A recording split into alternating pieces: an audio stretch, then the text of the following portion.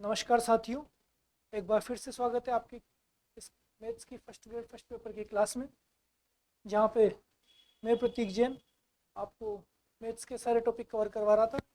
पिछली क्लास में हमने देखा कि किस तरीके से हमने सांख्यिकी को चुटकियों में हल करना सीख लिया है। अब उसके बाद में आपके लिए इस क्लास में शुरू करेंगे पृष्ठीय क्षेत्रफल और आयतन, यानी कि 3D।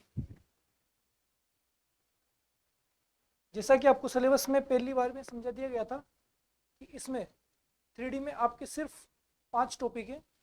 इसमें घन, घनाभ, बेलन, शंकु और गोला, इन 5 से आपके पास में क्वेश्चंस आते हैं और इन्हीं पे बेस्ड आपको 3D का ये टॉपिक कवर करना है। तो ये क्षेत्र मिति आपको पूरी पढ़ने की जगह आपको फोकस रहना है घन, घनाभ, बेलन, शंकु और गोले पे। इसके लिए हम डिटेल्ड में पढ़ते हुए इस 3D के चैप्टर को आज 3D में स्टार्ट करेंगे। जैसे कि हम चलते हैं आगे, सबसे पहले चित्र की ओर। आज हम सिर्फ बेसिक्स देखेंगे। आपको कुछ फोटोज, वीडियोस और 3D में आपको समझा करके एक एक आकृति के बारे में जीरो से बिल्कुल एकदम स्टार्टिंग से आपको समझाऊंगा। जिसको कुछ भी नहीं पता, जिसको ये भी नहीं पता कि घन क्या होता है और घनाभ क्या होता है, वो भी आपको स्टार्टिंग से यहाँ पे दिखाया जाएगा। बस आप लगातार बने रहिए। और जिसको ये टॉपिक बहुत हार्ड लगता है तो आप देखिएंगे इसकी 4-5 क्लास के बाद में आप इसके सारे हार्ड टॉपिक, हार्ड क्वेश्चंस भी अपने हाथों से खुद करने लग जाएंगे। बस आप लगातार बने रहिएगा कि कैसे इन मुश्किल सवालों को आपको आसान करने की जिम्मेदारी मेरी है। ठीक है, तो चलो स्टार्ट करते हैं। सबसे पहले हम देखेंगे कि ये होता है आपके गोला, ये होता है आपके बेलन, ये होता है शंकु, ये घन और ये घनाभ। इस तरीके से हम 5 आकृतियों का अध्ययन करेंगे। लेकिन ये सब आकृति होती है 3D में, और आपको यहाँ बोर्ड पे जो दिखाया जा रहा है ये 2D में। अगर कोई चीज आपके बोर्ड पे बनाई जा रही है, चाहे तो हम इसको इस तरीके से, आपने कई बार बना करके भी देखा होगा, ये इस 2D बोर्ड पे 3D में आपको समझाने के लिए एक तरह से चित्र बनाया जाता है कि ये होता है घन। लेकिन फिर भी कई बार हमने देखा है कि हमें कई बार ये चीजें समझ में नहीं आती, हम कंफ्यूज रहते हैं कि घन कौन सा होता है, घनाभ कौन सा होता है। इसलिए मैं आज आपके सामने प्रत्यक्ष रूप से ये चीजें दिखाऊंगा कि घन क्या होता है और घनाभ क्या होता है। तो घन तो वो होता है जिसकी सारी 6 की 6 भुजा, चाहे इधर वाली, इधर वाली, इधर वाली, इधर वाली, आगे वाली और जो पीछे में दिखाई नहीं दे रही, वो पूरी 6 भुजाएं, सबकी 6 की 6 पृष्ठ बराबर हो, तो वो तो होता है घन।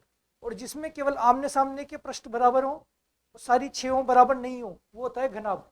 जैसे कि हम देखेंगे रूबिक क्यूब। आपने इस तरीके का क्यूब देखा होगा, इससे गेम खेले भी होंगे, कलर क्यूब। ये क्यूब अगर आपने देखा है तो इसमें आपने देखा है इसमें 6 पृष्ठ होते हैं, 1, 2, 3, 4, ऊपर 5वां और नीचे 6ठा।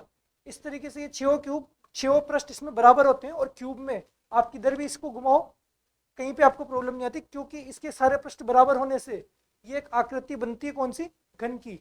अगर आपने सांप सीढ़ी या लूडो का गेम खेला होगा तो उसमें आपके पास होता है पासा। जो पासा होता है उसमें 1 से लेकर के 6 अंक लिखे हुए होते हैं।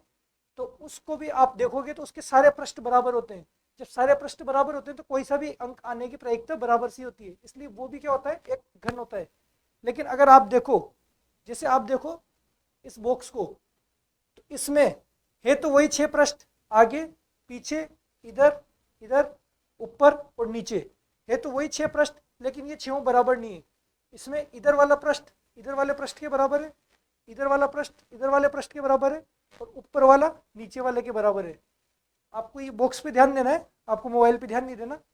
तो ठीक है, इस तरीके से इस तरीके की जो आकृति होगी, जिसमें कोई एक भुजा बड़ी हो सकती है, कोई छोटी हो सकती है, लंबाई अलग, चौड़ाई अलग होती है, इस तरीके की आकृति बोलते हैं घनाभ। कैसे, ये जो आकृति आपके ये घनाभ है, जबकि ये वाली आकृति आपके घन। घन का मैंने एग्जांपल दिया, जैसे कि आपके पास में क्यूब होता है, जैसे कि आपके पास पासा होता है। और घनाभ में क्या होता है, जैसे आपके पास कोई कमरा हुआ, कमरे की लंबाई चौड़ाई अलग अलग है, तो वो आपके पास में एक घनाभ है। जैसे कि ये मोबाइल का बॉक्स है, ये आपके पास घनाभ है। कोई भी आप बॉक्स देखोगे, ज्योमेट्री बॉक्स होता है आपके पास बच्चों के पास, वो भी एक घनाभ होता है। अगर आप कोई भी आकृति ऐसी देखते हो तो वो सभी आकृतियां घनाभ होती है। जैसे बस की आकृति, बस की शेप होती है, बस, ट्रेन, सभी एक घनाभाकार आकृति की होती है। मिठाई का बॉक्स होता है, मिठाई का बॉक्स भी एक तरह से घनाभ की आकृति होती है। तो ये हम घन और घनाभ में अंतर समझेंगे। सिर्फ आज आपको सिर्फ ये समझना है, देख करके आप समझना है, शुरू से लास्ट तक आप एक एक बारीकी से सारी बिंदुओं को समझते हुए चलेंगे, क्योंकि ये सारी चीज आप सिर्फ ये टॉपिक फॉर्मूलों पे तो बाद में जाएंगे, हम सबसे पहले उसकी समझ डेवलप करेंगे कि कौन सी चीज को क्या होती है, क्योंकि आपके पास इसमें बाद में ये क्वेश्चन भी आएंगे कि किस आकृति को किसके ऊपर जोड़ने से क्या बनता है। आपके पास होगा एक शंकु आकार की कोई टोपी है, उसके ऊपर आप नीचे से कोई बॉल को जोड़ दोगे तो फिर आपके पास उसकी पूरे का आयतन निकालना पड़ेगा। इस तरीके के शेप्स जब आपको तब कर पाओगे जब आप इनके अंदर समझ विकसित करोगे। ठीक है, इसके बाद में हम देखते हैं आगे। ये हो गया घन और घनाभ। फिर हम देखते हैं बेलन। बेलन क्या होता है? बेलन इस तरीके से एक आकृति होती है जिसमें ऊपर और नीचे वृत्ताकार होता है। जैसे कि बेलन होता है आपके पास में पाइप, कोई सा भी पाइप आप मान सकते हो, छोटा बड़ा बहुत बड़ा, बाहर जो पाइपलाइन जारी होती है वो पाइपलाइन, या घर पे कोई भी पानी भरने का पाइप, कोई सा भी पाइप आप मान सकते हो, वो सब बेलनाकार आकृति की होती है। जैसे कि आपको यहाँ सामने ये देखेंगे, ये एक बेलन है जहाँ ये पूरा गोल होता है, इसके ऊपर और नीचे का ये पृष्ठ है, ये ऊपर और नीचे का, और ये पूरा गोल है। इस तरीके की कोई आकृति हो, कोई पाइप हो, वो सभी बेलन होते हैं। जैसे कि हम देखेंगे ये तार, ये जो तार जा रहा है ये भी गोल है। आपके चार्जर का वायर वो भी गोल होता है। इस तरीके का कोई भी पाइप आपके पास, पाइप की जो फिटिंग होती है, नल की फिटिंग होती है घर में, वो सारे जो पाइप जा रहे होते हैं वो भी गोल होते हैं। इस तरीके की जो भी आकृतियाँ होती है वो सब आती है बेलन में। बेलन का मतलब वो बेलन नहीं जो आप किचन में देखते हो, वो बेलनाकार आकृति की तरह का होता है, उसमें ये पकड़ने के होते हैं, इस वजह से उसको बेलन बोलते हैं। लेकिन हम बात कर रहे हैं यहाँ पे मैथ्स वाले बेलन की, इसको हम इंग्लिश में बोलते हैं सिलेंडर। ये होता है सिलेंडर, ये क्यूब और ये क्यूबॉइड। इंग्लिश के नाम भी आपको ध्यान रखने। तो इसमें एक तो ये वाला पृष्ठ होता है गोल, फिर ये नीचे वाला पृष्ठ और ये ऊपर वाला पृष्ठ, ये होता है वृत्ताकार। वृत्ताकार होता है, इसलिए हमें वृत्त के बारे में थोड़ा सा ध्यान रखना पड़ेगा। उसके बाद में आगे देखेंगे हम शंकु यानी कि कोन। तो शंकु किस तरीके की आकृति होती है? ऐसी आकृति जैसे बेलन की नीचे से तो इस तरीके से होती है, ऐसे शंकु में भी नीचे से तो इसी तरीके से गोल होता है, लेकिन ऊपर जाकर के शंकु एक बिंदु पर, सारी भुजाएं एक बिंदु पर जाकर के मिल रही होती है। इसमें जब ये सारी पॉइंट एक ही बिंदु पर आकर के मिलेंगे, ये बन जाएगी शंकु की आकृति। इसका आप डेली लाइफ में अगर एग्जाम्पल देखें तो आपके पास होता है सॉफ्टी का कोन। सॉफ्टी जो आप खाते हैं, सॉफ्टी का जो नीचे वाला हिस्सा होता है वो पूरा एक कोन होता है, यानी कि शंकु आकृति होती है। जैसे कि हम देखेंगे ये एक बर्थडे केक जिसकी आकृति बिल्कुल शंकु की होती है। इसमें ये वाला हिस्सा गोल, आप देखेंगे ये वाला हिस्सा गोल, और ये ऊपर आकर के इस पॉइंट पे एक पॉइंट होता है, तो ये एक शंकु आकृति होती है। इसके बाद में फिर हम देखेंगे नेक्स्ट, ये गोला। गोला किस तरीके का? गोला ठोस गोला भी हो सकता है, गोला खोखला गोला भी हो सकता है। खोखला गोला कैसे? जैसे प्लास्टिक की गेंद होती है, प्लास्टिक की गेंद आप ये देखेंगे, ये प्लास्टिक की गेंद, ये अगर आप देखेंगे तो ये होगा खोखला गोला। इसमें केवल बार बार की परत होती है और अंदर से ये होती है पूरी खोखली, ये होता है खोखला गोला। और एक होता है जैसे आपने देखे होंगे बचपन में कंचे, कंचे आप खेलते हैं तो वो कंचे जो होते हैं वो अंदर से पूरा भरा हुआ होता है, वो होता है ठोस गोला। जैसे कि आपने देखी होगी ये वाली बॉल अंदर से पूरी भरी हुई होती है, ये बिल्कुल स्पंज वाली बॉल होती है, ये अंदर से जो भरी हुई होती है ये बॉल होती है ठोस गोला। तो ये हमने आकृतियों के बारे में एक बेसिक समझ देखी कि क्या होता है ठोस गोला, बेलन, शंकु, घन और घनाभ। आगे हम जानेंगे इनके बारे में थोड़ी थोड़ी बेसिक बातें। जैसे कि सबसे पहले हमें देखना है कि परिधि क्या होती है, परिमाप क्या होता है, क्षेत्रफल किसका निकालना है, किस जगह पे हमें आयतन निकालना है, कौन सी आकृति 2D है, कौन सी आकृति 3D है। इनके बारे में जब आप समझने एक सारी चीज आप समझ जाओगे तो आपके लिए क्वेश्चंस करना बेहद आसान हो जाएगा। आपको बिल्कुल कंफ्यूजन नहीं होगा कि किस जगह कौन सा फॉर्मूला लगेगा। वरना कई बार आपके पास में क्वेश्चन आ जाता है कि जैसे कि हमने एक गड्ढा खोदा, वहां पे इतनी मिट्टी निकाली, तो आपको ये समझ में नहीं आएगा उसमें क्षेत्रफल लगाना है, आयतन लगाना है, या फिर परिधि परिमाप, क्या आपको कौन सा फॉर्मूला लगाना है। तो वो फॉर्मूला कौन सा लगाना है उसकी समझ के लिए आपको पहले पता लगाना चाहिए कि ये होते क्या क्या है। देखो परिधि और परिमाप, परिधि या परिमाप क्या होती है कि किसी आवृत्ति के चारों ओर की माप, किसी आकृति के चारों ओर की माप, किसी आकृति के चारों ओर की माप को परिधि या परिमाप कहते हैं। जैसे कि परिधि कहते हैं किसी गोल चीज की आकृति। गोल, जैसे कोई गोल है, कोई पहिया है, पहिए के चारों तरफ जो कोई रिंग में कुछ चीज लपेटी जा रही है, कोई धागा लपेटा जा रहा है, कुछ चीज लपेटी जा रही है, तो वो तो हो जाएगी उसकी परिधि में, परिधि पर लपेटा जा रहा है वो चीज। तो परिमाप होता है कोई चौकोर आकृति है या कोई भी इस तरीके की जो गोल नहीं है, उस आकृति की अगर आप चारों तरफ से आप जाओगे तो वो होगा उसका परिमाप। जैसे कि आपको खेत के चारों तरफ आपको लगानी है मेड़, खेत की मेड़ या खेत पे तारबंदी करनी है, तो खेत पे तारबंदी करनी है तो वो कितना लंबा तार होगा, यहाँ से जाएगा, यहाँ जाएगा, यहाँ जाएगा और यहाँ जाएगा, वो तार उसका कहलाएगा परिमाप। तो इस तरीके से किसी भी आकृति की चारों ओर की माप वो कहलाती है परिधि या परिमाप। जैसे कि किसी चीज की चारों, किसी वृत्ताकार पार्क के आप चारों ओर चक्कर लगा रहे हो तो आप उसकी परिधि पर चक्कर लगा रहे हो। जैसे कि पृथ्वी जो घूमती है वो एक निश्चित अक्ष पे घूमती है, वो होती है उसकी परिधि, परिक्रमा लगाने वाली, और चारों ओर चक्कर लगाना। और जैसे कि जब आप वो खेत के चारों तरफ आपने तारबंदी की तो वो जो तार जितना लंबा हुआ वो तार हो गया उस खेत की परिधि, परिमाप, वो खेत की वो हो गया परिमाप। तो यहाँ पे आप देखेंगे परिधि या परिमाप को इंग्लिश में बोलते हैं पेरीमीटर या सर्कमस्फेरेंस। ठीक है, आगे हम देखेंगे क्षेत्रफल। क्षेत्रफल क्या होता है कि किसी भी 2D आकृति, किसी 2D आकृति के द्वारा घेरा गया स्थान। अब मैंने आपको बताया कि 2D आकृति कौन सी होती है, वो आकृतियां जिनका आप चित्र इस बोर्ड पे या आपके कॉपी में बना सकते हो। जैसे कि आपने देखा वृत्त, वृत्त का चित्र आप यूं बना सकते हो, आयत, वर्ग, त्रिभुज, चतुर्भुज, इस तरीके की जितनी भी चीजें, उनमें आपको क्षेत्रफल निकालना जाता, उसमें आप बहुत आसानी से क्षेत्रफल निकाल सकते हो। क्षेत्रफल उन्हीं चीजों का निकलता है जो 2D होती है। ठीक है, अब 2D में 2D आकृति जो स्थान घेरती है, जैसे कि आपके पास में ये हो गया कोई वृत्त, ये हो गया कोई वर्ग। अब इस वर्ग का आपको क्षेत्रफल निकालना है, तो क्षेत्रफल जब आप इसकी केवल भुजाओं पे चलेंगे तब तो हो जाएगी इसकी परिधि। जब आप यहाँ पे चलते हैं ना, केवल यहाँ पे, तब तो हो जाती है इसकी परिमाप या परिधि। तो परिधि तो हम गोल चीजों में करेंगे और परिमाप क्या होगा, इसके किनारों पे चलने वाला। और जब हम इसके अंदर अंदर कोई भी चीज भरेंगे, जैसे कि यहाँ ये पूरा, इस पूरे का जब हमें मान निकालना होगा, ये होगा इसका क्षेत्रफल। तो इस तरीके से हम परिमाप या क्षेत्रफल में डिफरेंस करेंगे कि क्षेत्रफल हमें कब निकालना, जब इसके अंदर की कोई चीज निकालनी, अंदर का पूरा माप निकालना हो, तब तो होगा क्षेत्रफल। जब हमें किनारों पे चलना होगा तब होगा ये परिमाप। ठीक है, आगे जैसे कि वृत्त, जैसे हमने बताया, ये ऐसे हम निकाल सकते हैं, आयत का क्षेत्रफल निकाल सकते हैं, वृत्त का क्षेत्रफल निकाल सकते हैं। जैसे कोई पार्क है, उस पार्क में कितनी घास है, उस घास को निकालना हो तो वो चीज आपकी निकलेगी क्षेत्रफल। तो क्षेत्रफल निकालने में, जैसे आपका कोई खेत है, उस खेत की लंबाई चौड़ाई आपको दी हुई है, तो फिर आपको उस खेत की पूरी माप निकालनी है, या आपने कितनी फसल बोई हुई है, कितनी दूरी पे, कितनी लंबाई चौड़ाई पे बोई हुई है, वो आपको निकलती है आपका क्षेत्रफल। ठीक है, अब इसमें 2D और 3D आकृति, जैसा कि मैंने आपको बताया कि वो आकृति है जिनका आपको चित्र आप इस पे बनाया जा सकता है आसानी से, वो होती है 2D। लेकिन 3D आकृति होती है, उसका चित्र इस पे बनाया नहीं जा सकता, वो सिर्फ हम समझाने के लिए बताते हैं। जैसे कि हमने घन का बनाया, घन का जो चित्र बनाया, ये आपको समझाने के लिए 3D में दिखाया गया है, लेकिन ये असल में पूरा दिख नहीं पाता, इसमें पीछे वाला हिस्सा आपको दिखाई नहीं दे रहा। ये तो सिर्फ आपको समझाने के लिए इस तरीके से बताया कि आप समझ सको, वरना 3D आकृतियां होती है उनको, अब इसका ये बॉल है, इसका चित्र आप इस पे बना नहीं सकते, वो सिर्फ चित्र होगा, 2D में पेश करोगे आप इस 3D को, 3D में उसकी मोटाई कभी भी नजर नहीं आएगी। असली चीज जो 3D होती है उसमें मोटाई होती है, और मोटाई बोर्ड पे कभी भी नहीं दिखा सकते, तो ये चीज है। फिर भी हम आगे चलते हैं, 2D और 3D में आपने डिफरेंस देखा, हमें पढ़ना है 3D।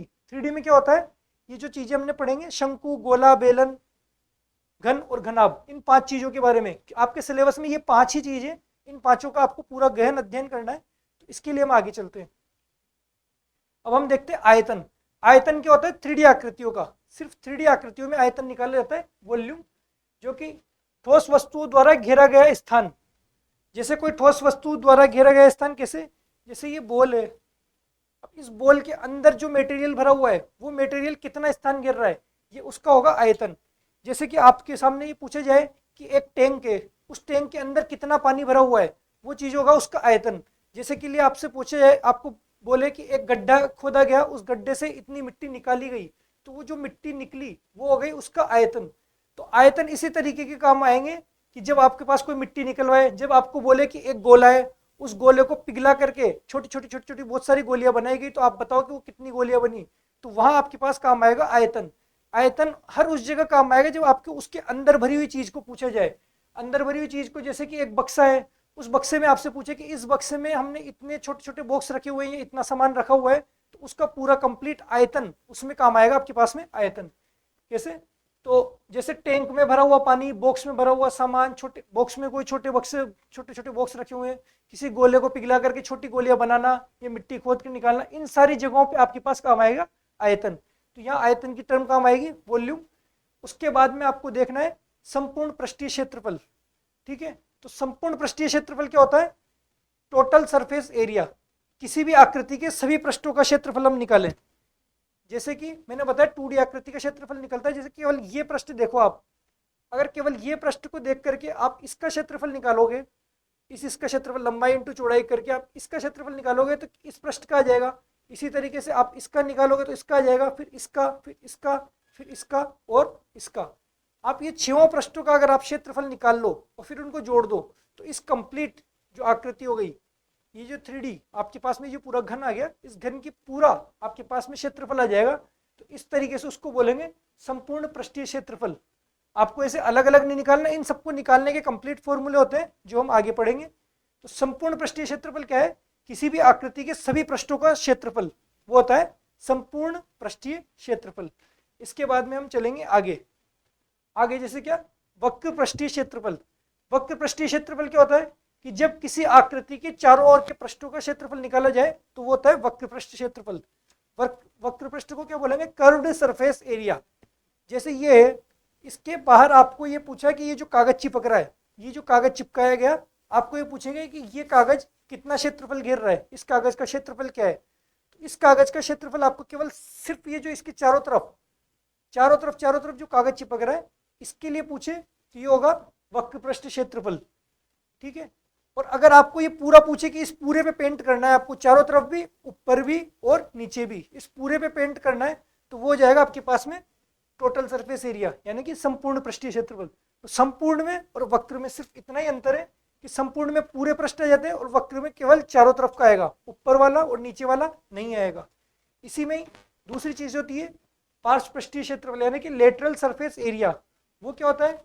सेम वही जो वक्र पृष्ठीय क्षेत्रफल होता है वैसे ही पार्श्व पृष्ठीय क्षेत्रफल होता है। तो वक्र पृष्ठीय क्षेत्रफल किसी गोल चीज, कर्ड वाली चीज का करते हैं, और पार्श्व पृष्ठीय क्षेत्रफल किसी इस तरीके की चीज का करते हैं, जैसे ये चौकोर है। अब इसमें आपको जैसे कमरे की चारों दीवारों का क्षेत्रफल निकालना है, तो वहां पे क्या करना है? ये पार्श्व पृष्ठीय क्षेत्रफल, कमरे की चारों दीवारों का क्षेत्रफल आपसे पूछा जाएगा, तो पार्श्व पृष्ठीय क्षेत्रफल वाला फॉर्मूला लगेगा। और पूरे कमरे की ऊपर और नीचे, ऊपर नीचे का भी आपको पूरे पे पेंट करना है, कंप्लीट ऊपर भी करना है, नीचे भी करना है और चारों दीवारों पे भी करना है, तो वहां पे आएगा टोटल सरफेस एरिया, यानी कि संपूर्ण पृष्ठीय क्षेत्रफल। ये दो अलग अलग क्षेत्रफल होते हैं, एक तो संपूर्ण पृष्ठीय क्षेत्रफल और एक होता है वक्र पृष्ठीय क्षेत्रफल।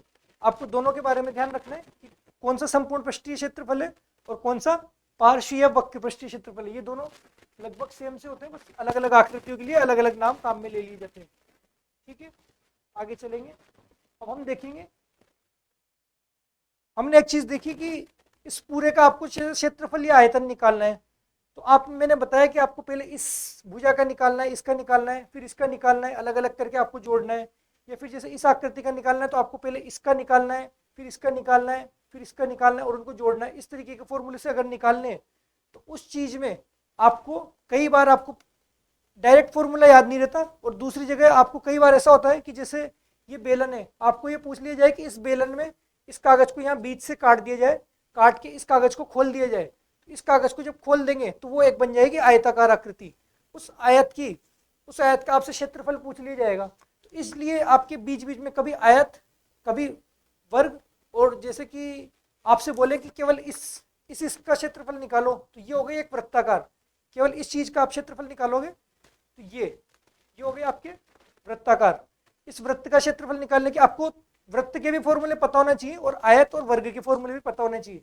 आपके पास में ये बीच बीच में काम आएंगे, और जो जो चीज आपके बीच बीच में काम आएगी उसको हम स्टेप बाय स्टेप पढ़ते हुए चलेंगे, क्योंकि आज की क्लास हमारे पास में सिर्फ इन्फॉर्मेशन और एक नॉलेजेबल क्लास होने वाली है जो आपको सिर्फ समझनी है। इसमें आपको ज्यादा कोई डीपली नहीं जाना, सिर्फ आप समझते हुए चलेंगे कि क्योंकि हमने बिल्कुल बेसिक से शुरू किया है। बेसिक में आपको जो जो चीज आपके पास में काम आ रही है, अगर स्क्वायर, रूट, क्यूब, पहाड़े, अगर ये भी चीज काम आ रही है तो मैं उन चीजों के बारे में भी आपको स्टार्टिंग में बताऊंगा, ताकि आप जब क्वेश्चन आए तो क्वेश्चन में आपके पास में ये कंफ्यूजन नहीं हो कि ये चीज हमने कैसे कर दी, जैसे पाई का मान हमने क्या रख दिया, या √2 का मान कैसे रख दिया, ये सारी चीज आपके पास में पहले क्लियर करते हुए चलूंगा स्टेप बाय स्टेप। तो सबसे पहले हम देखेंगे आयत। मैंने बताया आयत का यूज क्यों आएगा, तो यूज हमारे पास बाद में आएगा, लेकिन हम इनको पहले ही बता देता हूँ आपको, क्योंकि 2D से जब आप पढ़ते हुए चलोगे स्टेप बाय स्टेप, तब आपको 3D बहुत इजीली समझ में आ जाएगी। तो 2D में हम देखेंगे आयत में एक तो होता है आयत का परिमाप। परिमाप वही जैसे बताया मैंने, खेत के चारों तरफ आपको तारबंदी करनी है, तो वो जो तार की लंबाई होगी वो होगी उसकी परिमाप। जैसे ये आयत है, इस आयत की लंबाई और ये होगी इसकी चौड़ाई, तो ये 2 बार तो लंबाई होगी और 2 बार चौड़ाई होगी, इन सबको आप जोड़ दोगे तो इसका परिमाप आ जाएगा। इसका परिमाप निकालने के लिए सीधे सीधे फॉर्मूला होता है 2 इंटू लंबाई प्लस चौड़ाई, क्योंकि 2 बार आपने लंबाई जोड़ी और 2 बार आपने चौड़ाई जोड़ी। इस तरीके से आ गया आयत का परिमाप। फिर होता है आयत का क्षेत्रफल। आयत का क्षेत्रफल कैसे, कि लंबाई को आप चौड़ाई से गुणा कर दोगे। जब आप लंबाई इंटू चौड़ाई कर दोगे तो ये सीधे सीधे आ जाएगा आयत का क्षेत्रफल। बहुत छोटे से फॉर्मूले आपने बेसिक की छोटी क्लासेस में आप आराम से पढ़ के आए होंगे, लेकिन फिर भी अगर कोई भूल चुका है तो आप इनको वापस से रिकॉल कर लेंगे, जैसे आपको ये याद हो जाएंगे। इसका इनका यूज आगे आएगा आपके पास, जब बड़े क्वेश्चन आ जाएंगे वहां पे ये छोटे छोटे फॉर्मूले बीच में काम आएंगे। ये वर्ग का परिमाप 4 इंटू भुजा, वही ये भुजा भुजा भुजा भुजा, वर्ग की चारों भुजाएं बराबर होती है, तो चारों भुजाएं बराबर होती है, तो ये इस भुजा को इस भुजा में, इस भुजा को इस भुजा को, चारों को जोड़ेंगे तो वो उसकी परिमाप आ जाएगी। ये मान लो कोई वर्गाकार खेत है, उस पर यहाँ पे तारबंदी करनी है आपको, तो यहाँ पे एक भुजा निकाल के एक भुजा के मान का 4 गुना कर दो, सीधे सीधे 4 इंटू भुजा, ये हो गया वर्ग का परिमाप। फिर होता है वर्ग का क्षेत्रफल। वर्ग का क्षेत्रफल कैसे, वही इस पूरे वर्ग में इस पूरे भाग का मान हमें निकालना है। तो जैसे यहाँ पे आपने लंबाई इंटू चौड़ाई की थी, वैसे यहाँ पे लंबाई भी वही है और चौड़ाई भी वही है, दोनों क्या है, भुजा ही है, ए। तो दोनों भुजा ही है, तो भुजा को भुजा से गुणा कर दो तो आपके पास में वर्ग का क्षेत्रफल आ जाएगा। वर्ग का क्षेत्रफल भुजा स्क्वायर। आगे चलेंगे, जैसे कि कोई क्वेश्चन है कि एक एग्जाम्पल लिया है मैंने केवल समझाने के लिए, एक गेम कार्ड है जो 100 सेंटीमीटर इंटू 50 सेंटीमीटर है, इसका परिमाप क्या होगा। अब आपको ये समझ में आ रहा है कि लंबाई लेंथ 100 सेंटीमीटर है और चौड़ाई इसकी 50 सेंटीमीटर है, यानी कि ये आयत हो गया, क्योंकि ये अलग अलग है। लंबाई चौड़ाई 100 और 50 है, तो इसका परिमाप क्या होगा। परिमाप का आपने वही देखा, आयत का परिमाप का 2 इंटू लंबाई प्लस चौड़ाई, तो आप सीधे सीधे जब इसको करोगे 2 इंटू लंबाई प्लस चौड़ाई, तो इस तरीके से आपके पास में सीधे 2 इंटू ब्रैकेट का मतलब इंटू आपको बता चुका हूं मैं, 2 इंटू 150 बराबर 300। इस तरीके से आपके पास में ये क्वेश्चन बहुत इजीली हो जाएगा। सिर्फ समझाने के लिए था, इस तरीके के क्वेश्चन नहीं आते आपके, वही क्वेश्चन आते हैं जो मैंने बताया कि बिल्कुल हाई लेवल के क्वेश्चन आते हैं, लेकिन उन हाई लेवल के क्वेश्चनों को इतना जटिल नहीं समझना। वो जटिल इसलिए हो जाता है क्योंकि उसमें बहुत सारी दूसरी चीजें जुड़ जाती है, उन दूसरी चीजों को हम पहले से कवर करते हुए चलेंगे। जैसे कि हम आगे चलते हैं, वृत्त क्या होता है, सर्किल। अब जैसे मैंने बताया कि इसमें एक नीचे वाला हिस्सा है, ये सर्किल है। हम सीधे सीधे बताएंगे, जैसे कोई चूड़ी होती है उसमें सर्किल होता है, ये जैसे हम बनाएंगे ये है एक सर्किल, ठीक है, ये हमारे पास में सर्किल बना हुआ है। इस सर्किल की ये होती है इसकी त्रिज्या को आर से लिखते हैं। जितनी इसकी त्रिज्या होगी उतना ही बड़ा ये सर्किल बनेगा, जितनी बड़ी त्रिज्या होगी। हमने प्रकार से बचपन में बनाया होगा कि एक पॉइंट हम यहाँ रखते थे, दूसरा पॉइंट हम यहाँ रखते थे, और उसको करके यहाँ पे घुमा करके इस तरीके से वृत्त बनाते थे। तो जितना हम उसको खोलते थे वो उसकी होती थी त्रिज्या, कि 3 सेंटीमीटर त्रिज्या का वृत्त बनाया या 5 सेंटीमीटर त्रिज्या का वृत्त बनाया। तो ये हो गया हमारे पास वृत्त। वृत्त की आपको देखनी है कि परिधि क्या होती है, वृत्त की परिधि 2πr। जैसा कि आपने कहीं शायरी सुनी भी होगी या नहीं भी सुनी होगी, तो मैं बता देता हूँ कि ना किसी से दोस्ती ना किसी से प्यार, वृत्त की परिधि 2πr। तो ये केवल याद रखने के लिए, वृत्त की परिधि आप देख लेंगे 2πr। वृत्त का क्षेत्रफल कैसे, वही इसका पूरे का मान, इसके अंदर ये इस पूरे का मान अगर आपको निकालना है तो ये होगा आपके पास में πr²। πr² से आपका पूरे का मान निकल जाएगा। यहाँ पे आपको ये पता रखना है कि पाई मतलब क्या होता है। पाई एक फिक्स संख्या है, ये होता है पाई, ये एक फिक्स संख्या होती है। इस फिक्स संख्या का मान होता है 22/7। या तो आपको इसको 22/7 लिखना है क्वेश्चंस में, या फिर आपको लिखना है इसमें लगभग में इसका मान होता है 3.14। जो भी क्वेश्चन में आपको लग रहा है कि जिससे सूटेबल आपके पास में काट सको या फिर इजीली कट रहे हैं, जो भी चीज़ आपके पास में है, दोनों चीज़ आप यहाँ पे रख सकते हैं। तो यहाँ पाई आपके पास में क्वेश्चन में बार बार उपयोग आएगा, इसलिए आपको पाई का मान याद रखना है। पाई बराबर 22/7 या 3.14। इसका अच्छे से आपको याद रखना है, क्योंकि जहाँ भी वृत्त आएगा, बेलन आएगा, शंकु आएगा, गोला आएगा, पाई हर जगह आएगा। हर गोल चीज के साथ में पाई हमेशा आता ही आता है। ठीक है, यहाँ आर बराबर त्रिज्या। अब यहाँ पे हम देखेंगे अर्धवृत्त की परिधि। अर्धवृत्त की परिधि कैसे, कि जैसे कि ये है पूरा वृत्त और इसको इसमें से हम आधा मिटा दें, ये होता है अर्धवृत्त। अब अर्धवृत्त है, ये भी होगा। अब बनाइए अर्धवृत्त। अर्धवृत्त की परिधि में क्या होगा, यहाँ से हम चलते हुए यहाँ तक आएंगे और फिर उसके बाद में वापस यहाँ से चलते हुए यहाँ तक जाएंगे, ये भी आएगा अर्धवृत्त में। सिर्फ ये केवल ये चंद्रमा की तरह थोड़ी आएगा, इसमें ये भी आएगा। अर्धवृत्त में जब हम ये निकालेंगे तो ये तो क्या आती है हमारी पूरी वाली की आधी, यानी कि 2πr की आधी। 2πr की आधी तो ये आ गई, इसका मान तो आ गया 2πr का आधा। और जब हम नीचे वाला निकालेंगे, ये क्या है त्रिज्या, 2 बार, एक त्रिज्या ये है और एक त्रिज्या ये है, तो 2 त्रिज्या है, इसलिए हम इसमें क्या जोड़ देंगे, 2 बार त्रिज्या। यहाँ पे हमारे पास में क्या आएगा, 2 से 2 गया, ये आ गया πr प्लस 2r। ये πr प्लस 2r, इसका हो गया अर्धवृत्त की परिधि। और इसमें से अगर r कॉमन ले लेंगे, r ब्रैकेट पाई प्लस 2।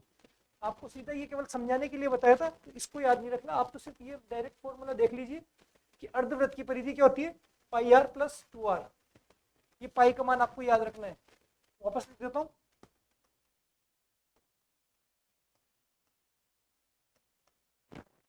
इसको आपको याद रखना है। ठीक है, इसी तरीके से अर्धवृत्त का क्षेत्रफल क्या होता है, पूरे वृत्त का क्षेत्रफल में आप 2 का भाग दे दो, तो पूरे वृत्त का क्षेत्रफल को आप आधा कर दोगे तो वो होता है अर्धवृत्त का क्षेत्रफल। ठीक है, ये आपके पास में ये चीजें काम में आएगी जब आप पढ़ेंगे बेलन, शंकु, इसमें आपके पास में वृत्त कई बार काम आएगा जब आप आकृतियों को जोड़ेंगे। तो आपके दिमाग में ये समझ डेवलप होनी चाहिए कि वृत्त क्या होता है और बेलन क्या होता है। अगर आप एक तार भी देख रहे हैं, एक तार बिल्कुल पतला सा तार है, वो भी कुछ ना कुछ गोलाई ली हुई, कुछ ना कुछ मोटाई ली हुई होता है, तो जितनी वो मोटाई ली हुई होता है वो उसकी हो जाती है त्रिज्या। उस वहां पे वो पूरी आकृति क्या होगी, बेलन, उसको भी बेलन ही बोलेंगे। लेकिन जब आप केवल ये छोटा सा गोला लेते हैं, जैसे कि आप खेत में कोई गोला लेते हैं, किसी भी एक गोलाई पर कुछ नापते हैं, कोई चूड़ी रखी हुई है, कोई प्लेट रखी हुई है जिसकी कोई मोटाई नहीं है, वो होगा 2D में। अगर वो आकृति है, मोटाई नहीं है, तो वो चीज होती है वृत्त। आगे देखेंगे, जैसे कोई क्वेश्चन है कि 2 वृत्तों की परिधि क्रमशः 198 और 352 ये है, तो उनकी त्रिज्याओं के बीच में कितना अंतर होगा। तो 2 वृत्तों की परिधि हमें दी हुई है 198 और 352, उनके त्रिज्याओं के बीच में अंतर पूछा है। तो वृत्त की परिधि हमें पता है 2πr, ना किसी से दोस्ती, याद है आपको। तो वृत्त की परिधि 2πr होती है, 2π।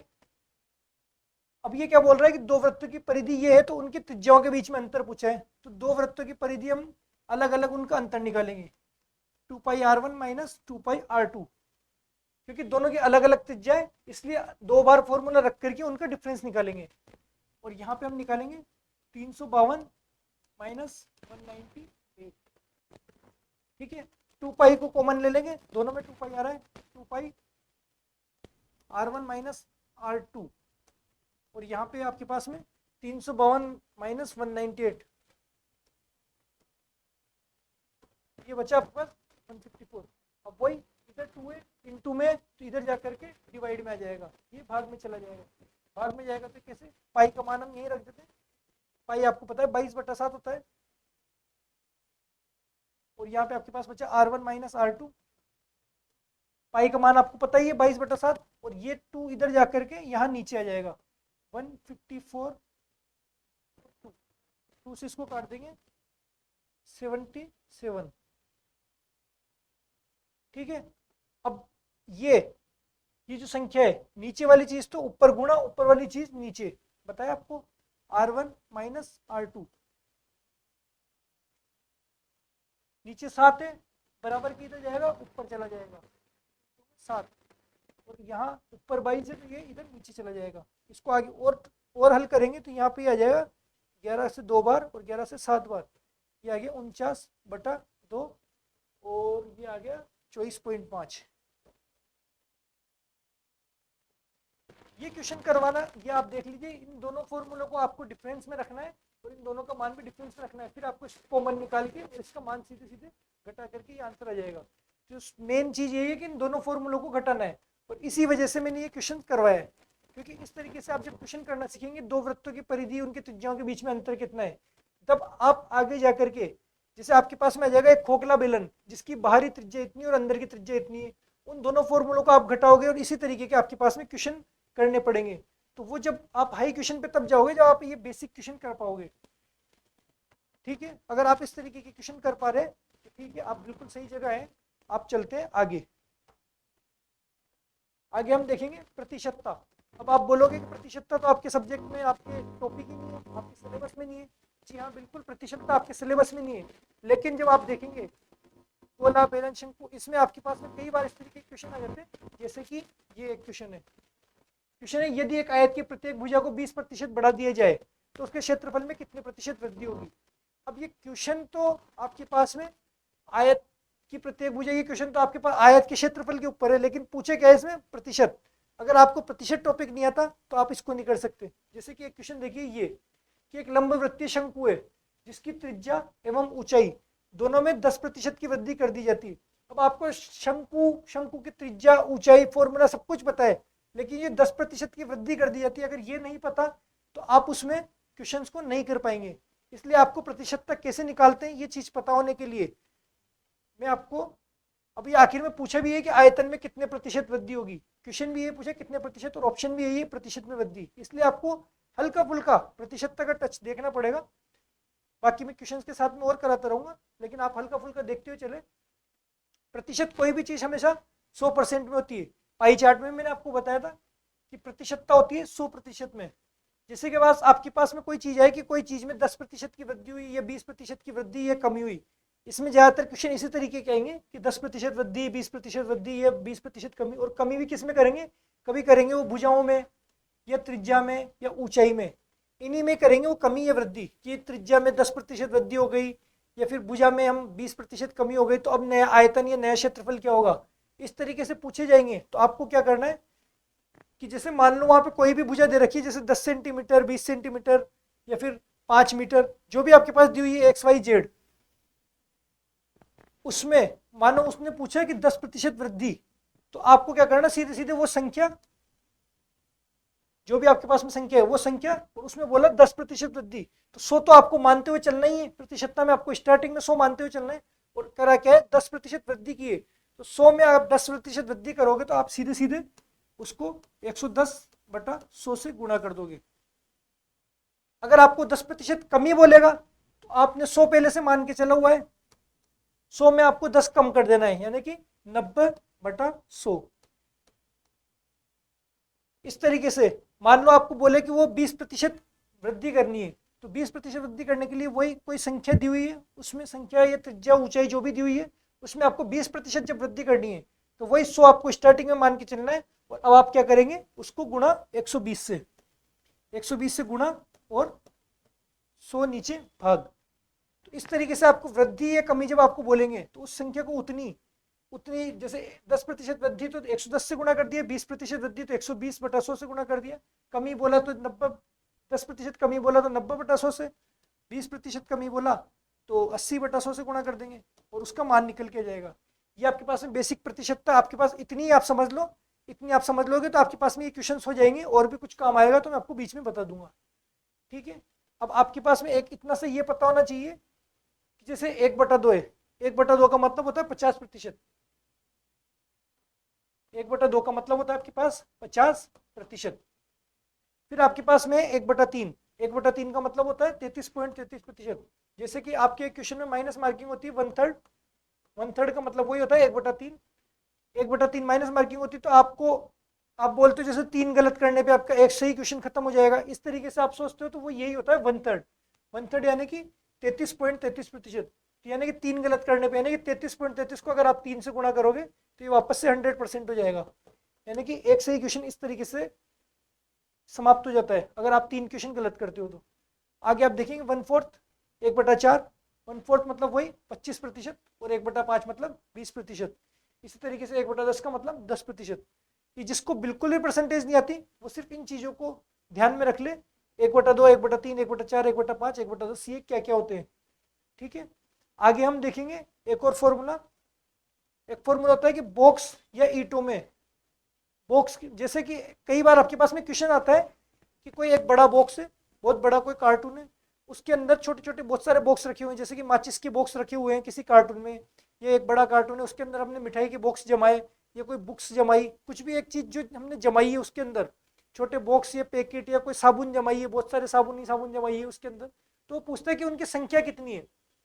उसमें क्या करेगा वो, आपके पास में लंबाई चौड़ाई ऊंचाई सब कुछ देगा वो, ताकि आप उसका आयतन निकाल सको। कैसे, आपके पास में पूरी उसकी डायमेंशन दी हुई होगी कि इसकी लंबाई कितनी है, बॉक्स की चौड़ाई कितनी है, ऊंचाई कितनी है, और उसके अंदर जो आपने रखा उनकी लंबाई चौड़ाई ऊंचाई उनकी भी आपको दी हुई होगी। आपको पूछेगा उसके अंदर कितनी मा सकती है वो, कि जैसे इतने बड़े बॉक्स में आपके पास में इतनी इतनी से वो कितनी ज़्यादा मा सकती है, उनकी जब संख्या पूछेगा। या फिर आपको पूछे कि एक कोई दीवार है, वो दीवार की लंबाई चौड़ाई ऊंचाई मोटाई सब दे देगा। दीवार के अंदर आपके पास में फिर बोलेंगे कि ईंट, जो ईंटों से दीवार बनती है वो ईंट की लंबाई चौड़ाई इतनी है, लंबाई चौड़ाई मोटाई, तो इतनी बड़ी दीवार में इतनी इतनी नाप की जो ईंटें हैं वो कितनी ईंटें बन जाएगी, कितनी ईंटें उसमें काम आ जाएगी। जब आपको ये संख्या निकालनी हो, ईंटों की संख्या, बॉक्स में रखे हुए छोटे छोटे बॉक्सों की संख्या, या फिर कोई एक गोला है बड़ा गोला उसको पिघला करके बहुत सारी छोटी छोटी गोलियां बनानी है, तो उनकी संख्या, जब आपके पास में इस तरीके की संख्या पूछी जाए, तो संख्या पूछी जाए तो आपके पास में सीधा सा फॉर्मूला क्या करना है, आपको बड़ी वाली आकृति के आयतन में छोटी वाली आकृति का भाग दे देना है। यहाँ लिख देता हूँ, जब आपके पास में संख्या पूछी जाए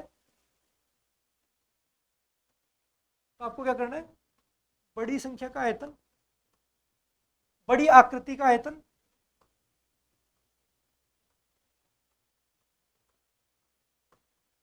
और इसमें दे देना है आपको भाग छोटी आकृति के आयतन का।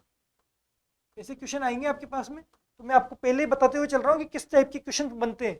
जिस जिस टाइप के क्वेश्चन बनते हैं आपको उनको एक तरह से ये फॉर्मूला ही समझ लेना कि बड़ी आकृति के आयतन में आपको छोटी आकृति के आयतन का भाग दे देना है, तो आपके पास में आ जाएगा उनकी संख्या। बॉक्स या ईंटों की संख्या या छोटी गोलियों की संख्या जब आपको निकालनी है तो बड़ी आकृति के आयतन में छोटी आकृति का आपको भाग दे देना है। आगे चलेंगे नेक्स्ट। जैसे मैंने आपको परसेंटेज वाले क्वेश्चन अभी बताया था कि परसेंटेज एक भुजा को 20% बढ़ा दिया जाए, जैसे कि आपने माना आयत की कोई भुजा है, प्रत्येक भुजा को 20% बढ़ा दिया जाए तो उसके क्षेत्रफल में कितने प्रतिशत वृद्धि होगी। अब मान लीजिए आप उसका कोई भी लंबाई चौड़ाई आप कुछ भी मान लेते हैं, मान लो आयत की लंबाई आपने मान ली 10 और आयत की चौड़ाई आपने मान ली 20, लंबाई कुछ भी एक कोई भी संख्या मान सकते हैं आप, कोई भी, या एक्स मान के चल कर सकते हैं या आप कोई संख्या मान के कर सकते हैं। 10 और 20 इसलिए मानिए 10, 20, 100 ये संख्या इसलिए क्योंकि ये कटने में आसान होती है, इनको सोल्व करना आसान होता है, इसलिए आपको ये जीरो वाली 10, 20, 100 इस टाइप की संख्या माननी पड़ती है। या फिर आप एक से भी मान के कर सकते हो। 10, 20 मानोगे तो किस तरीके से, अब पहले तो 10 और 20 माना, ये हमने माना है, माना उसकी 10 और 20 है उसकी लंबाई और चौड़ाई, तब उसका क्षेत्रफल कितना हुआ, तो आयत का क्षेत्रफल होता है लंबाई इंटू चौड़ाई, 10 इंटू 20, यहाँ पे है इसका क्षेत्रफल 200। अब ये बोल रहा है कि आयत के प्रत्येक भुजा को 20% बढ़ा दिया जाता है, यानी कि इसको भी 20% बढ़ा दिया और इसको भी 20% बढ़ा दिया, तो वही 10 को जब 20% बढ़ाना है, मैंने क्या बताया था, जब 20% बढ़ाना है तो 120/100 कर देंगे, तो ये 2 जीरो से 2 जीरो गई, ये आ गई हमारे पास में 12। और जब 20 को 20% बढ़ाना है, 20 को जब 20% बढ़ाना है, वही 2 जीरो से 2 जीरो गई, और ये हो गई 12 दूनी 24, ये आ गई हमारे पास में 24। अब इसको वही, अब ये नया आयतन क्या होगा, ये नया बढ़ाने के बाद में, बढ़ाने वाले का जब बढ़ा चुके होंगे हम 12 और 24 हो जाएगा, तब इसका क्षेत्रफल क्या हो जाएगा, वही 24 दूनी 48 और ये 28।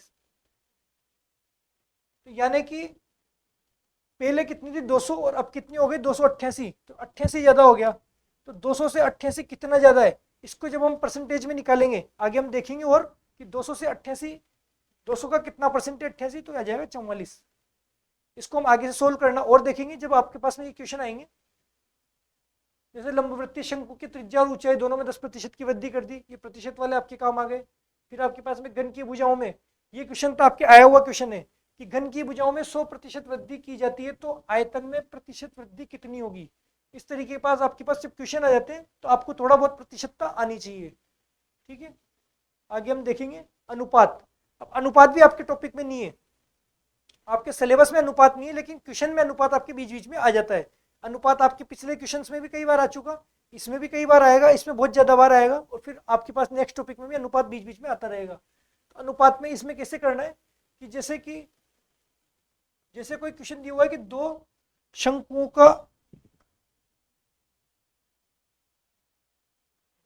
के आयतनों का अनुपात क्या है, 4 और 25। दो शंकुओं के आयतनों का अनुपात क्या है, 4 और 25। तो हमें इस तरीके से जब अनुपात दिया हुआ हो कि दो शंकु दिए उनके आयतन का अनुपात दिया हुआ है, तो हमें क्या करना है, एक तरफ तो रखना है सूत्र का अनुपात, सूत्रों का अनुपात रखना है, और दूसरी तरफ हमें रखना है संख्याओं का अनुपात। ये देखिए आप, सूत्र का अनुपात बराबर संख्याओं का अनुपात। जैसे शंकु का आयतन होता है 1/3 पाई आर स्क्वायर एच, ये आपको बाद में बताऊंगा मैं कि कैसे होता है, लेकिन आपको जब सूत्रों का अनुपात रखना है तो जैसे सूत्र 1 बटा सूत्र 2, सूत्र 1 के नीचे सूत्र 2, इसी तरीके से संख्या 1 बटा संख्या 2। अब सूत्र मैंने आपको बाद में बताऊंगा, तो इसलिए पहले बता देता हूँ हल्का फुल्का कि 1/3 पाई आर स्क्वायर एच होता है। आपको याद नहीं करना है, आपको नेक्स्ट क्लास में आपको ये याद करवा दी जाएगा। तो ये सूत्रों को हमने रखा, पहला वाला सूत्र और ये दूसरा वाला सूत्र, वही R1 और H1 है, नाम इसमें R2 और H2 है, क्योंकि सूत्र 1 और सूत्र 2। इसी तरीके से यहाँ पे संख्या है 4 और 25, यहाँ पे हम रखा ऊपर 4 नीचे 25। इस तरीके से हमें अनुपात में ऊपर और नीचे, इधर भी ऊपर और नीचे, एक तरफ सूत्र रखना है और एक तरफ संख्या रखनी है। ये तब जब अनुपात दिए हुआ हो, जैसे कोई शंकुओं के आयतनों का अनुपात ये है, तब इस टाइप से करना है क्वेश्चन। और एक और नेक्स्ट टाइप ये है कि जैसे कि क्वेश्चन पूछ लिया जाएगा कि सूत्रों के आपको ये दे दिया जाएगा कि सूत्रों में आपको किसी भी चीज में आपको दे दिया जाएगा, जैसे कि त्रिज्या या आधार या ऊंचाई। त्रिज्या,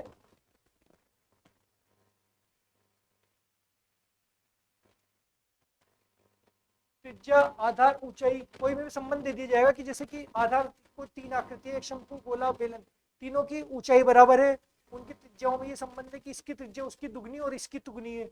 इस तरीके से कोई संबंध दे दिया जाए, तब आपको ये क्वेश्चन किसी करना है, वही अनुपात की तरह से आपको कोई भी तीन चीजों के बीच जो संबंध दे रहे हैं, उनका सूत्र आपको इस तरीके से सूत्र 1 अनुपात सूत्र 2 अनुपात सूत्र 3। तो जैसे शंकु, अर्धगोला और बेलन, इसका आधार समान है और उनके आयतनों का अनुपात 3, 2 और 1 है।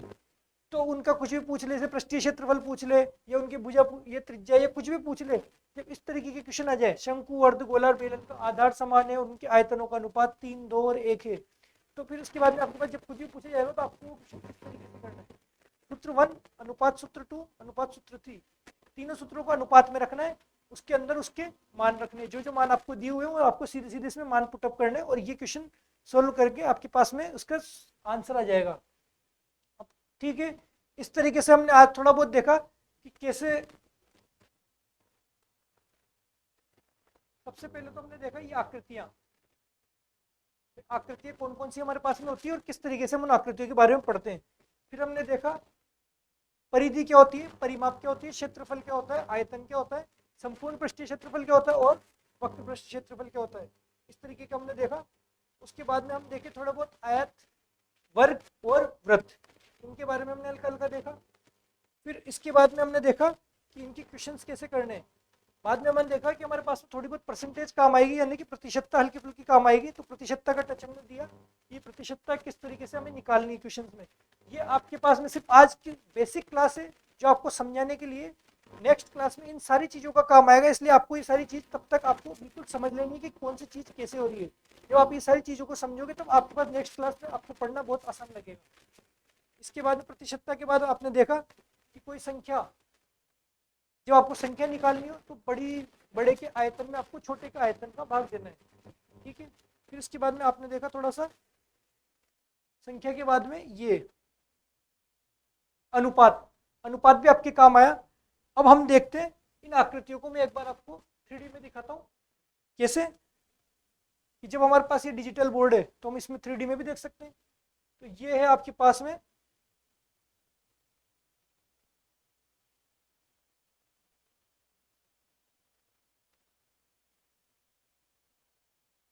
एक बेलन, जो मैंने आपको अभी दिखाया था, ये बेलन, ये इस तरीके से आप देखो, ये तो हो गया इसका बाहरी पृष्ठ, ये हो गया इसका ऊपर वाला ढक्कन और ये हो गया इसका नीचे वाला ढक्कन।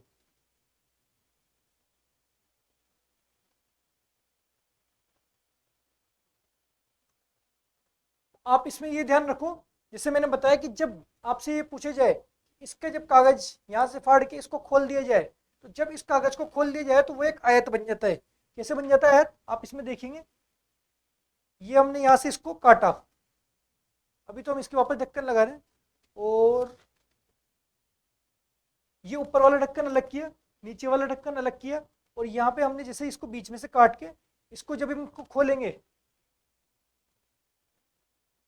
तो ये इस तरीके से एक आयताकार शेप आएगी। आयताकार शेप आएगी, आपके पास में आगे जाकर के ये क्वेश्चन आएगा कि एक धातु की चद्दर है, एक आयताकार चद्दर है, उसको मोड़ करके हमने बेलन बनाया। तो वो चीज आपको तब समझ आएगी जब आप इस चीज को समझोगे कि धातु को चद्दर को मोड़ करके हम बेलन कैसे बना रहे, इस तरीके से धातु की चद्दर है, इसको मोड़ करके ये हमने बेलन बना दिया। बेलन बना दिया, इसकी ये ऊपर वाला ढक्कन और नीचे वाला, ये हो गया एक वृत्त। ये जो आकृति थी ये थी वृत्त। इसका क्षेत्रफल जब हमें निकालना होगा तो हम वृत्त के क्षेत्रफल का फॉर्मूला काम में लेंगे। तो यहाँ पे ये चीज आपको समझाने के लिए मैंने ये 3D में आपको दिखाया। इसी तरीके से अगर आप देखना चाहें तो आपके पास में और भी आकृति है, जैसे आप देखना चाहें तो क्यूब की ये 6 पृष्ठ होते हैं, इनको अगर खोलेंगे तो इस तरीके से ये 6 पृष्ठ सब वर्ग की तरह होते हैं, सारे इनको जोड़ करके और ये क्यूब बन जाता है। इसी तरीके से अगर आप उसको देखना चाहें शंकु को, तो ये होता है शंकु। ये शंकु है, शंकु में भी ऊपरी वाला हिस्सा, ऊपर नीचे वाला हिस्सा जिसको आप बोल सकते हैं टोपी में, ये जो नीचे वाला हिस्सा होता है ये होता है वृत्ताकार। जैसे कि ये रहा, ये एक शंकु है,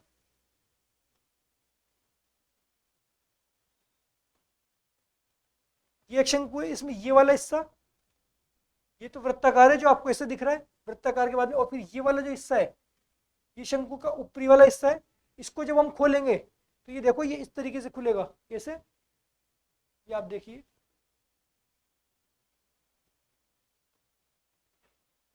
ये पूरा जुड़ करके इस तरीके से सॉफ्टी वाला वो बन गया। इसके ऊपर ये ढक्कन लगा देंगे तो पूरा एक बंद शंकु बन जाएगा, और ये बन गया पूरा शंकु। इसको दोबारा खोल रहे, आप ये खोलते हुए देखिए,